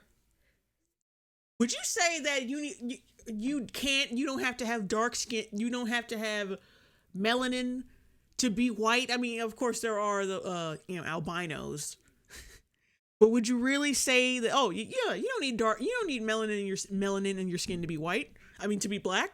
You don't need that. You just need to feel like you're black. You just need to feel that. You need to feel in your heart that you're that way. Which is like, that's not good, especially for the young people who watch his videos. You're basically encouraging them to be trans without getting diagnosed and going to a doctor and getting it handled, which is dangerous and which makes you a complete piece of shit.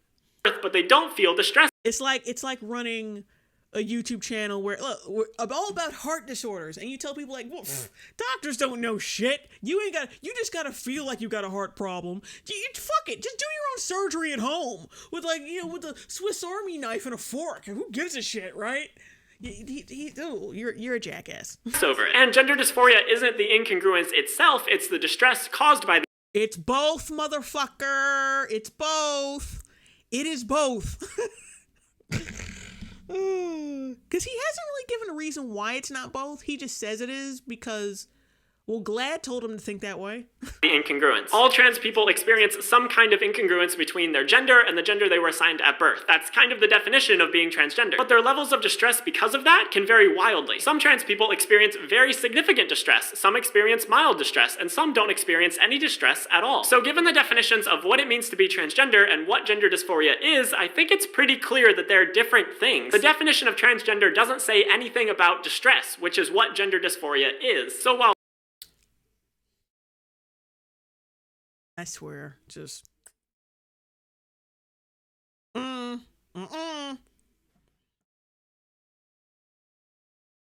either like he's really delusional, really stupid, or really cunning, and he's doing this on purpose. It's like just if he's cringy enough, he gets enough views so he can make money, and like if he's cringy enough, like for his audience to listen to him, he can also make money. I don't know. Maybe I'd like to believe he's just stupid, but I think it's a little more than that. I think it's a combination of him being stupid and then using his stupidity to his own benefit. lots of transgender people do have gender dysphoria, it's not a requirement for being transgender. But look, I understand why. Yes, it is. Yes, it fucking is. It's like how you need melanin in your skin to be black. Unless you're an albino, you cannot be black without melanin or without black fucking genes. Okay? It's just like, that's how do you think all that transracial shit came about? People see this shit. People look at this creep show shit and then think, oh yeah, I can crib off that. We can take advantage of this shitty social climate and we can come out looking like victims. I can pretend to be a different race and people will take me seriously because they're taking this motherfucker seriously. Just like it's just like when certain pedophiles are coming out now, just completely brazenly coming out saying, well, look, you can't well, actually they've been saying this for years, but now it's a lot more. They're starting to come out a lot more, but they're starting to come out with all this bullshit like saying, oh no, being a pedophile is fine, like as long as I don't fuck anybody. And people discriminated against gays and interracial couples, so that means your discrimination against me is just it's just a draconian it's just some kind of it's just you just have outdated beliefs. You just need to get with the times and fuck a 6-year-old, bro. And that's why we got so many. See, the harmless freaks are encouraging harmful freaks to come out of the woodwork and start spreading all their bullshit. Which is another reason why I can't stand trenders and all these people, because the kind of climate they've encouraged in society is encouraging these fucking deviants to come out of the woodwork and start talking shit and just start spreading their bullshit. People might get defensive about trans people who don't have gender dysphoria or who have less severe gender dysphoria being included in the definition of transgender. For a lot of trans people with severe gender dysphoria, they feel like they suffered and they had to go through all this trauma, so every other trans person does as well. And for some cis people, they see other trans people suffering and they think that has to apply to all trans people. It's like suffering has become a rite of passage where some trans people want to make sure that every other trans person suffers the same way they did. But I really think See, this is just kind of like how different types of cancer, like eye cancer, brain cancer, lung cancer, and all that shit. Just because one person has cancer in their lungs and another person has cancer in their brain does not mean one person doesn't have doesn't mean that. Holy shit, where was I going with this? I totally fucking lost my point.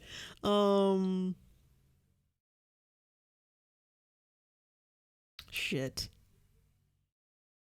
Well, just because Oh, this is where I was going to go with this. Okay. Just because people with bronchitis can kind of look like they have emphysema or have some kind of like lung cancer, like similar, they can have symptoms that are similar to people with lung cancer. They cough a lot and, you know, they're congested sometimes in their chest, but that doesn't mean they have lung cancer or that they have the warrant to think they have lung cancer.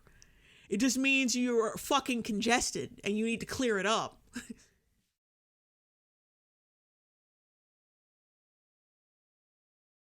And it's just the same. Just because you feel distressed one day about being a girl doesn't mean you have dysphoria. You don't have it until someone fucking tells you, until an experienced professional tells you you have it. You can't just go off saying you have something and you don't have it. And, oh God. And yeah, you need dysphoria to be trans. You need it. You fucking need it. That's the only qualifier to be trans, is to have dysphoria. The goal here should be to minimize suffering, not to push for it to continue. We should be happy if trans people are suffering less. Just because some trans people suffer in a particular way doesn't mean that all trans people will suffer in that same way. It's even possible that some trans people suffer without talking about it. But either way, I think it's pretty messed up if you... Okay, so that means... Well, then you have to come out and talk about it then. But you not talking about it doesn't mean you get to say you're this like, you can't go around saying that you have this disease or this mental disorder when you haven't gotten it tested, when you haven't gotten it diagnosed yet. Some trans people just don't like to talk. Whose fucking fault is that? It ain't the doctor's fault. Have to prove that you've suffered an arbitrarily significant amount to be considered a true trans person. That's not an official definition anywhere, and I'm glad that it's not. Basing an identity on how much you suffer seems like a pretty bad idea to me. Imagine if we only let people identify... Really? That's fucking ironic coming from you. Basing your identity on how much you suffer is bad. It's not a good idea. Motherfucker, you've been doing that since you were born. I'm sure. I'm just assuming. I assume that it is because you're really fucking good at it. You act like you've been doing this shit for 20 years. Identify as gay if they proved that they suffered from pretending to be straight earlier in their lives. That would be ridiculous. The goal should be to make people feel accepted in their gender or their sexuality. Acknowledging that you need dysphoria to be trans is not being bigoted. It's just like, yeah, you need dysphoria to be trans. If you don't, you're not fucking trans. Get the fuck out of my face.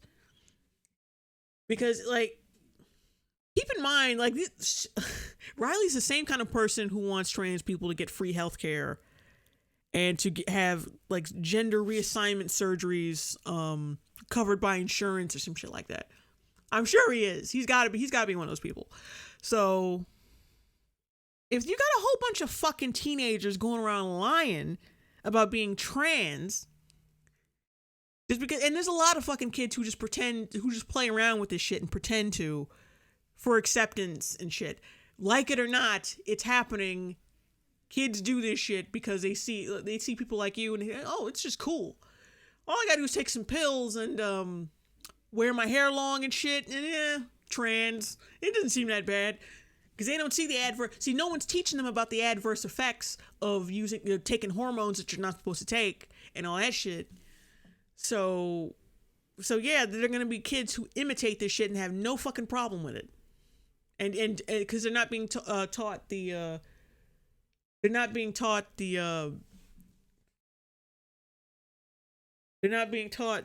consequences. So, like, you're gonna have a lot of fucked up people who are not dysphoric getting money from the government, getting surgeries and shit that they might have reversed anyway because they shouldn't have had it in the first place. People are gonna be misdiagnosed and shit because you got they bully doctors into thinking that you don't need dysphoria to be trans. You just really need to kind of believe you are a little bit, kind of. If you don't believe me, like, there's actually stories of people getting their kids set up for, like, with fucking surgeries and hormones and shit without even going to a reputable doctor or going to a doctor at all because of shit like this. Like, and you want the government to pay for this shit while you're spouting this shit while you're simultaneously spouting shit that you don't just need dysphoria to be trans. If you disrespect the medical profession, you don't fucking deserve to get money to live off the medical profession, to take advantage of the medical profession. As early as possible so that we can get rid of or at least minimize their suffering. So, gender dysphoria and being transgender are not the same thing. They often go together, but they are not synonymous. Now, okay, what about They are, you dumbass. trans people who have such severe gender dysphoria that they are officially diagnosed with gender dysphoria under the DSM-5? Are they all mentally ill? Well, not exactly. There's no clear answer on if medically diagnosed gender dysphoria is a mental illness or not. And this probably won't surprise you, but we can't even agree on a definition for what mental illness is. Here is the definition from the Oxford dictionaries, which says that mental illness is a disorder. But as we've gone over before, it's widely accepted that gender dysphoria is not a disorder. Here is the definition from the Merriam-Webster, which is very broad and can include almost any kind of mental health condition that affects your everyday life. And here's the dictionary.com definition, which says that mental illness is only used to describe psychosis or severe neurosis, and broad and can include major depression, schizophrenia. Actually, dysphoria can cause depression. Panic disorder. You notice that all of the mental illness, under mental illness, has all these things called disorder. And if you go back early in the video when he was talking about what's defined as dysphoria, I guess, in a medical book, it is classified as a disorder. That's weird. It's almost like disorder is another fucking word for illness. You fucking moron. Oh man, somebody better give me some money in the super chat. I'm stroking out right now. My soul is gone, and I need money to fill the hole. almost any kind of mental health condition that affects your everyday life. And here's the dictionary.com definition, which says that mental illness is only used to describe psychosis or severe neurosis. And gender dysphoria is definitely not either of those things. But of course, those are just dictionaries. Here is the APA's definition of a mental illness, which is more broad and pretty similar to the Merriam-Webster definition. However, the APA doesn't seem to call gender dysphoria a mental illness, but it also doesn't seem to say that it isn't. And other organizations have differing views as well. The UK It doesn't say it is, but it doesn't say it is. UK's National Health Service says plainly on their website that gender dysphoria is not a mental illness. So I don't think we can get a clear answer out of all of this, and I don't think we need one. If a trans person feels... I don't think we need to do any more like medical research to make sure people's minds are right and make sure, we support the right fucking people. I don't think we need to do that. Fuck that shit. I can't stand you. I really fucking can't. feels that the term mental illness describes their experience. Actually, like a YouTuber, PSA Stitch, I think. Oh, I forgot his fucking URL. I'm bad with URLs. But, like, he did a video, I think he did a video on this Riley Dennis. He did a response to this Riley Dennis video. And it was really in detail and really awesome. So I suggest you guys go check that shit out. Because it's a lot better than what my blabbering ass has said over the past hour. With gender dysphoria, that's totally okay. And if a different trans person experiences their gender dysphoria in a way that doesn't feel like a mental illness to them, that's okay too. This is obviously a field where terminology is developing quickly, and mental illness might have different connotations for some people than it does for others. Just a few years ago, we were calling this a disorder, so who knows what we'll be calling it in another few years. For now, diagnosed gender Disorder is just another word for illness, bitch. It's just another word for illness. dysphoria can be a mental illness, but it doesn't have to be. So, to recap... Wait, what did you say? We'll be calling it in another few years. For now, diagnosed gender dysphoria can be a mental illness, but... So before it wasn't a mental illness, now it can be a mental illness. Realize how manipulative you sound half the time? Honestly. You sound... fucking manipulative as shit. It can be a mental illness. It can, but it's not. Oh, yeah, I'm stressed out. I'm really fucking stressed out right now.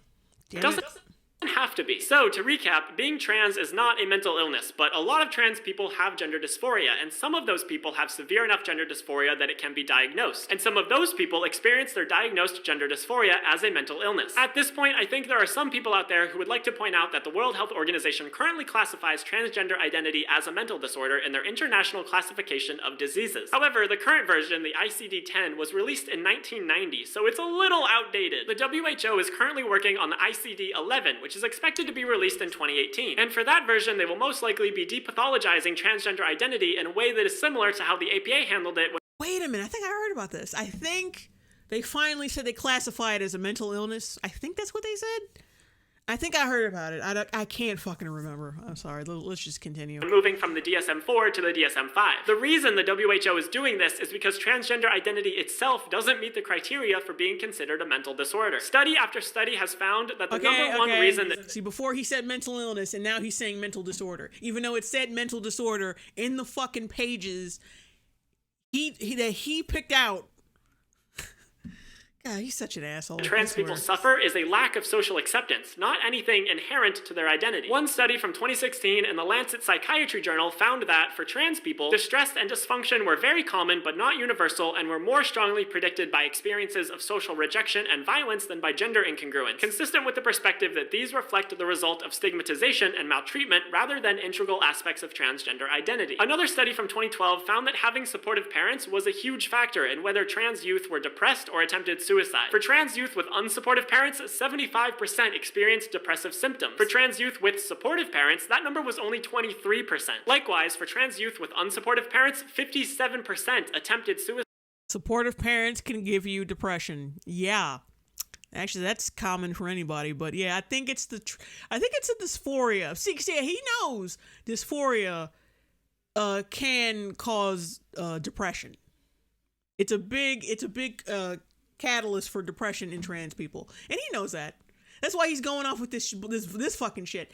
Oh, having unsupportive parents, it can fuck you up and give you depression, and then you'll kill yourself. Not the fucking dysphoria or anything. The mental illness. For trans youth with supportive parents, because they like to do this bullshit. People like him like to do this bullshit where trans people kill themselves all the fucking time, and then when someone comes around saying, yeah, because of the dysphoria, they're like, no, it's not because of that. No. It's because their parents are shitty. That's what it is. It's always something. It's always something except what it's supposed to be. That number dropped all the way to 4%. Transgender people are more likely to commit suicide than cisgender people.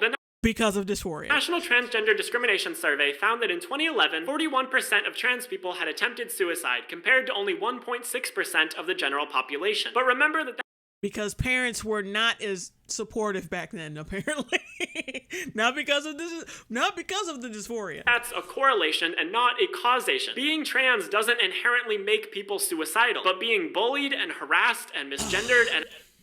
It can, though, because it's a fucking mental illness. I mean, of course, bullying and unsupportive parents doesn't help at all.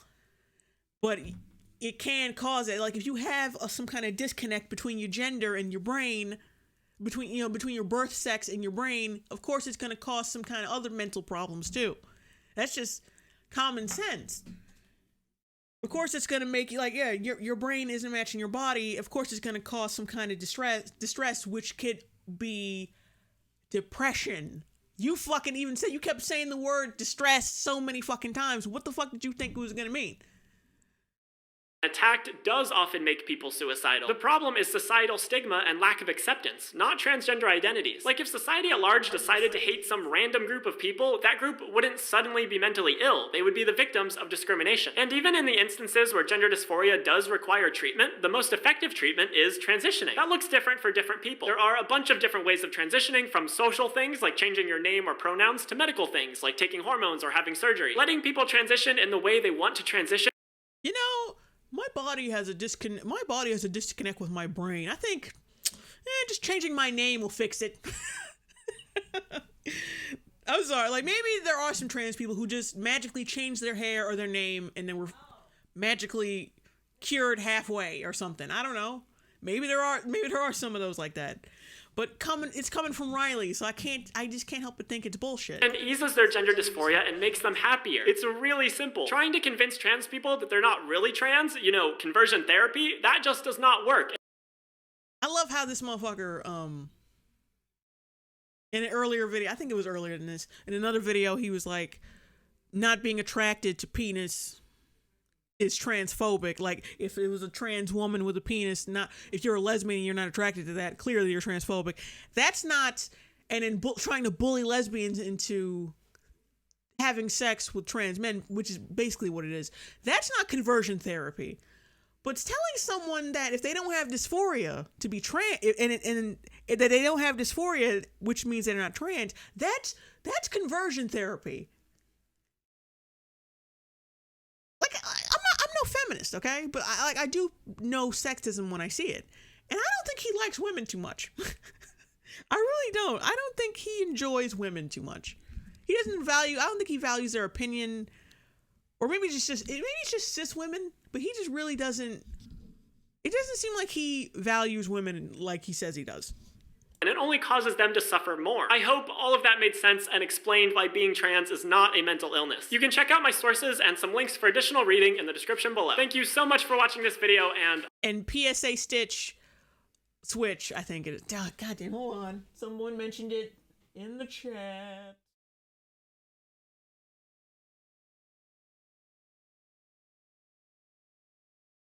Okay, PSA Stitch, I think.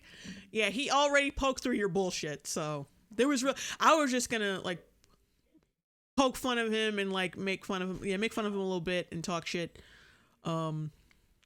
because PSA Stitch already poked through his bullshit. He poked through his bullshit already, and he did it beautifully. So I don't really need to bring any sources to the table, because all you gotta do is watch his video. But, that's it for the night. Because I have to go eat dinner.